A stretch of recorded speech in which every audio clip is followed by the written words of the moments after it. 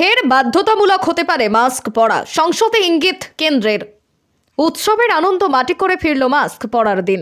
চীনের কোভিড পরিস্থিতির দিকে তাকিয়ে উদ্বিগ্ন কেন্দ্র, চিন্তিত চিকিৎসকদের সর্বভারতীয় সংগঠন IMA। বৃহস্পতিবার সংসদে দাঁড়িয়ে বিবৃতি দিয়েছেন কেন্দ্রীয় স্বাস্থ্যমন্ত্রী মনসুখ মান্ডব্য। এই বিষয়ে কেন্দ্রের একাধিক পদক্ষেপের কথাও বলেন তিনি। পাশাপাশি রাজ্যগুলোকেও বেশ কিছু পদক্ষেপ করতে বলেছেন। নতুন করে দূরত্ববিধি মানা ও মাস্ক পরার কথা বলেন মান্ডব্য। অন্যদিকে ইন্ডিয়ান মেডিকেল অ্যাসোসিয়েশনও মাস্ক পরায় জোর দিচ্ছে। আগে রাজ্যগুলোকে সতর্ক হতে বলেছে কেন্দ্র। চীনের উদ্বেগজনক করোনা পরিস্থিতির উপর নজর রাখা হচ্ছে, আজ জানান স্বাস্থ্যমন্ত্রী। এরপরই দূরত্ববিধি মেনে চলা, মাস্ক পরা এবং নিয়মিত স্যানিটাইজার ব্যবহারের কথা বলেন। वैश्विक कोविड महामारी को देखते हुए मैं सदन में एक स्टेटमेंट देना चाहता हूं। कोविड महामारी आज तक दुनिया के स्वास्थ्य और आजीविका को प्रभावित कर रही है।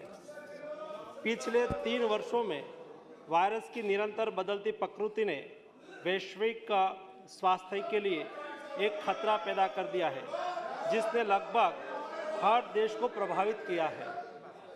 पिछले कई दिनों से पूरी दुनिया में कोविड-19 के केसों में वृद्धि दर्ज की जा रही है, लेकिन पिछले 1 साल में भारत में कोविड केसों में सतत कमी दर्ज होती रही है। वर्तमान में प्रत्येक दिन औसतन 153 कोविड के नए केस पूरे देश में दर्ज हो रहे हैं, जिसके सामने पूरी दुनिया में प्रतिदिन 5,87,587 लाख कोविड के नए केस दर्ज हो रहे हैं।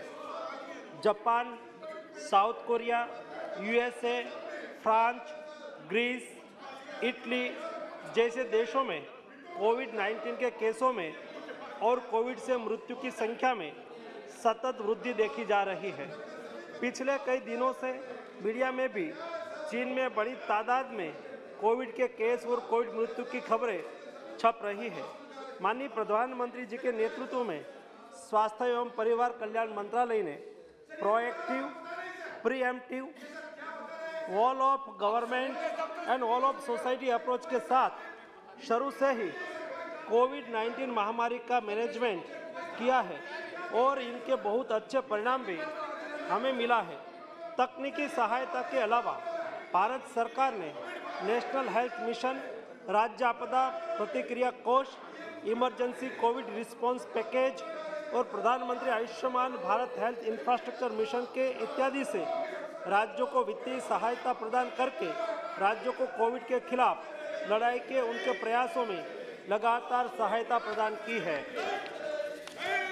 केंद्र सरकार और राज्य सरकार ने साथ मिलकर 220.2 यानी कि 220 करोड़ कोविड वैक्सीन के टीके लगाकर कीर्तिमान स्थापित किया है, जिसमें पात्रता वाले 90% आबादी को दोनों टीके लग चुके हैं और 22.35 करोड़ आबादी को प्रिकॉशन डोज भी दिया जा चुका है। कोविड-19 के नियमन में चल रहे लगातार प्रयत्नों के अंतर्गत और विश्व में बढ़ रहे कोविड के केसों को देखते हुए केंद्रीय स्वास्थ्य मंत्रालय वैश्विक स्थिति पर नज़र रख रहा है। कोविड-19 के बदलते वेरिएंट से सार्वजनिक स्वास्थ्य के सामने जो चुनौतियां पैदा हो रही है, उस पर सरकार लगातार कदम उठा रही है।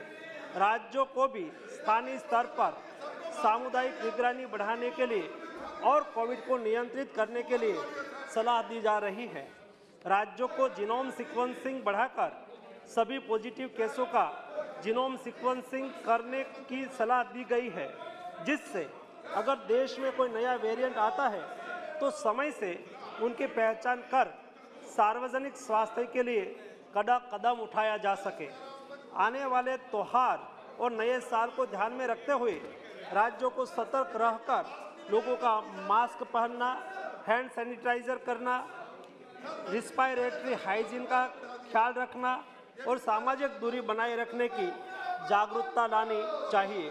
राज्यों को कोविड वैक्सीन की प्रिकॉशन डोज बढ़ाने पर और लोगों को प्रिकॉशन डोज की अहमियत के प्रति जागरूकता लाने के लिए भी कदम उठाना चाहिए। अंतर्राष्ट्रीय हवाई अड्डे पर विदेश से आने वाले हवाई यात्रियों के 2% कोविड आरटीपीसीआर रैंडम सैंपलिंग भी आज शुरू कर दी गई है। माननीय प्रधानमंत्री श्री मोदी जी के समर्थ नेतृत्व में भारत पहले से ही अमल में test, track, treat, vaccination, covid appropriate behaviour का पालन नीति के साथ कोविड मैनेजमेंट कर रहा है, उसे आगे भी चालू रखेंगे। इस वैश्विक महामारी के नियंत्रण के लिए हम संकल्पित हैं और इसके लिए सभी आवश्यक कदम उठाए जा रहे हैं।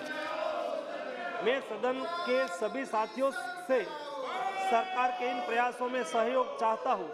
सभी माननीय सदस्य लोगों के बीच में जागरूकता लाए कि वैश्विक महामारी अभी पूरी तरह से खत्म नहीं हुई है और हमें कोविड वैक्सीन का प्रिकॉशन डोज लगाने के उपरांत सभी को सतर्क रहकर कोविड प्रोटोकॉल का पालन करना चाहिए। हमारा दुश्मन कोविड वायरस समय समय पर अपना स्वरूप बदल रहा है और हमें एक साथ मिलकर दृढ़ संकल्प के साथ उसके खिलाफ अपनी सामूहिक लड़ाई जारी रखने की लगातार जरूरत है। बहुत बहुत धन्यवाद।